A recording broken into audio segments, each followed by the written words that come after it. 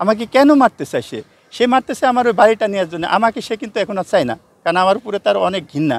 ভালো কথা, তুমি আলাদা হয়ে যাও, আমাকে আলাদা থাকতে দাও, তুমি কেন আমাকে মারতে চাচ্ছ? খালি বাড়িটার জন্য তোমার এত লোভ। সে অন্যায় করছে, সে পরকীয়া করছে, আমি হাতে নাতে ধরছি, তারপরে কেস করলো কে? সে করছে, সে আমাকে জেল খাটালো।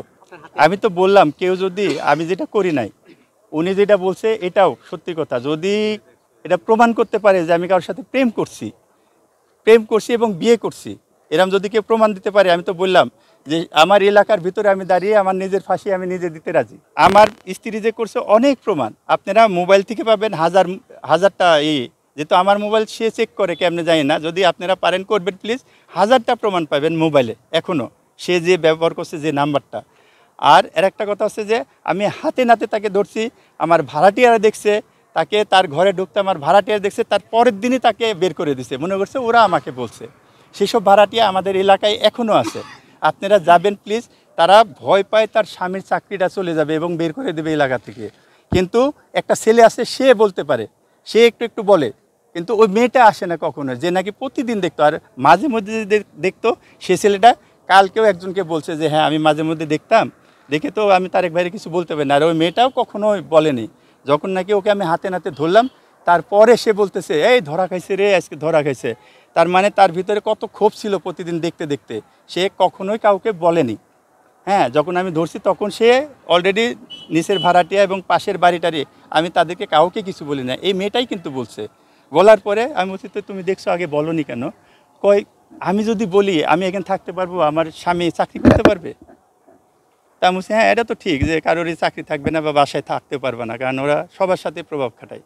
বিয়ের আগে মানে 1 মিনিট আগেও আমরা দেখি নাই, দেখি না, দেখতে বলেছিল ঘটকা।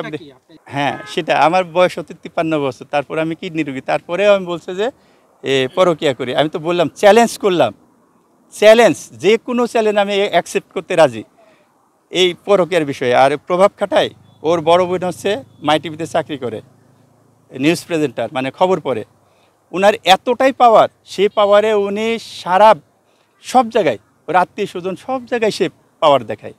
এত পাওয়ার তার বোনের, তার পুলিশের সাথে, যে কোনো পুলিশের সাথে, আমার সাভার থানায় বলেন, আশুলিয়া থানায় বলেন, ঢাকাতে বলেন, সব জায়গায় তার পরিচিত। সে মেয়ে মানুষ, সুন্দরী, তার জন্যে তার সব জায়গায় পরিচিত।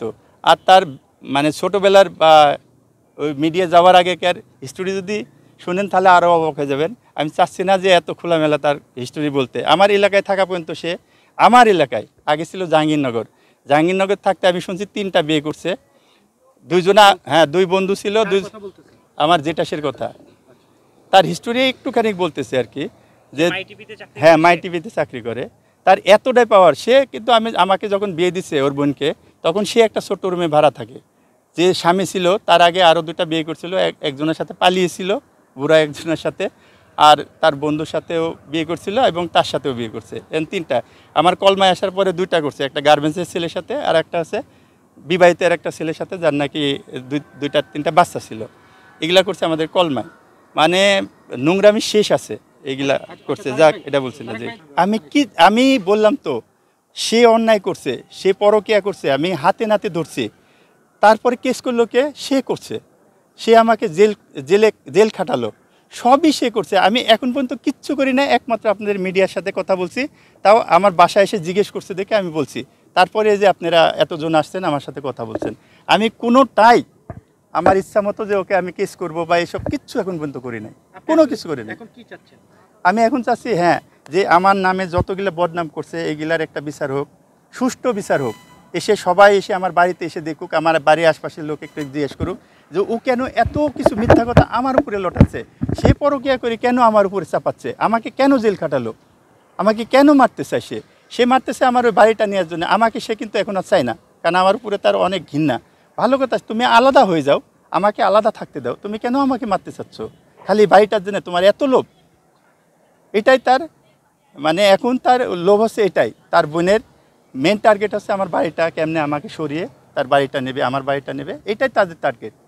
তো আমি সবার কাছে বিচার চাই, এটা এর সুষ্ঠু বিচার চাই। আপনার কি কোনো বার্তা আছে? বাড়ি তো আপনার নিজের নামে, আমার নিজের নামে বাড়ি। ওর ভয়ে আমার মা আসতেই দেয় না। আমার মা বলছে তোকে যেহেতু একবার মারার নিছে, সুযোগ নিছে যে জেলে পুরে মারবে ওষুধ না দিয়ে। এবারও যে কোনোভাবে তোকে মারবে, তুই ওখানে যাইস না বাবা। তারপরে আমি এই অসুখ নিয়ে আজকে 3-4 দিন ধরে আসতেছি, দিনে আসতেছি। এসে আমি চাচ্ছি যে একটা রুম কোনো রকম খালি করতে পারি কিনা। রুম খালি করলে আমার বাড়িতে আমার উঠতে হবে, আমার দখল রাখতে হলে আমার বাড়িতে আমার উঠতে হবে, থাকতে হবে। আর আমার সব কিছু কাপড় চোপড় তো সে তালা মেরে, আমরা তো একসাথে থাকতাম, তালা মেরে সে গুলশানে গিয়ে ভাড়া উঠায় নিয়ে যায় ওখানে থাকতেছে।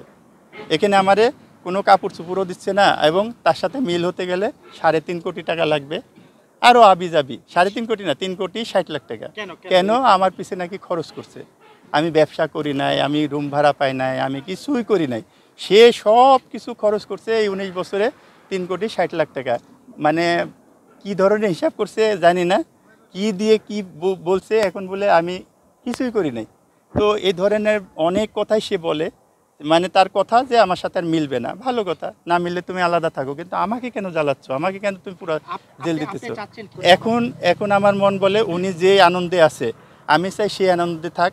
আমি যেমন আছি রোগী মানুষ, আমার মতো আমি থাকি, এটাই আমি চাই। যে সে তার মতো থাক, আমি আমার মতো থাক। যেহেতু আমাকে মারার ওরা টার্গেট করতেছে, এই জন্য আমি চাচ্ছি না তার সাথে আর থাকতে। সে তার মতো থাক, আমি আমার মতো থাকি, আমার মতো আমি বাঁচতে চাই। আমি যদি ওর সাথে থাকি ও বাঁচতে দিবে না তো। আমার মনে বলছে যে ও বাঁচতে দিবে না। আমার মাও বারবার বলতেছে তুই বাবা যাইস না, তোকে মেরে ফেলবে। তো যদি উনি, আমি অনেকবার অনুরোধ করছি, আমার ফুফাতো ভাই, আমার বোন সবাই অনুরোধ করছে মেডিকেলে থাকতে, যে তুমি একটাবার আসো, তুমি মিলো। কারো কথাই সে শুনে নাই, সে মিলবে না। সে বারবারই একই কথা বলে, আমার কাছে অনেক টাকা পাবে, আমাকে চালিয়েছে। আমি যে এতদিন ব্যবসা করে আমার চিকিৎসা করলাম, সব করলাম, তারপরেও সে 3.5 কোটি 60 কোটি টাকার, কি 3 কোটি 60 লাখ টাকার গল্প শুনে আবি দুনিয়ার কথা বলছে। উনি সবার কাছে বলে এবং মিডিয়ার কাছে বলছে ওনার বুটিক্সের ব্যবসা আছে। আপনি রিকোয়েস্ট দিয়ে যাবেন যে এখানে 9 বছর বাড়ি হয়েছে, একটা বুটিক্সের কাজ করছে কিনা 9 বছরে। আমি বলছি বুটিক্সের কাজ করছে 9 বছরে, তো একটাও করেনি। এর আগের বাসায় ছিলাম যখন, এটা তো স্ট্যান্ডার্ড কিনে নিয়েছিল আগের বাসাটা, পরে আমি এবারই করি 9 বছর ধরে। তার আগে 6 মাস করছে, তখন আমিও তাকে হেল্প করতাম, দুজনে মিলে বুটিক্সের কাজ করতাম। 6 মাস করছি। আমি ইসলামপুর থেকে কাপড় আনতাম, ধুয়ে দিতাম, কেটে দিতাম, সব রং টং ও ডিজাইন করতো। এসব করে 6 মাস করছি। দেখি যে একটাতে 150 টাকা 200 টাকা থাকে অনেক কষ্টের পরে। আর 6 মাস পর ওটা বাদ দিছি, আমরা করি নাই বুটিক্সের। আর এই পার্লার আজকে 3 বছর ধরে, এই পার্লারটা 3 বছর ধরে আমি বলছি প্লিজ তুমি পার্লারটা বন্ধ করে তুমি রেস্ট নাও। কারণ কি, সে আমার এই 2টা রুম আমি ভাড়া দিলে আমি 8,000 টাকা পাবো। সে 8,000 টাকা কাজ করে না, 8,000 টাকা সে কাজ করে না। সে যতটুকুই করে তার এই খরচের জন্য সে করে। আমি বলছি তুমি আমাকে দিয়ে দাও, আমার রুম যেহেতু আমি দিয়ে দাও, আমি ভাড়া দিই, ভাড়া দিলে আমার একটু সচ্ছলভাবে চলবে। যেহেতু আমি একটা লোন করছি, তখন থেকে একটু টানাটানি করছি। ওই কথা বললে তার বোনকে ফোন করে, তার মাকে ফোন করে, যে আমি বেশ সময় বলে নিছি না যে আমাকে পার্লার দিতে হবে।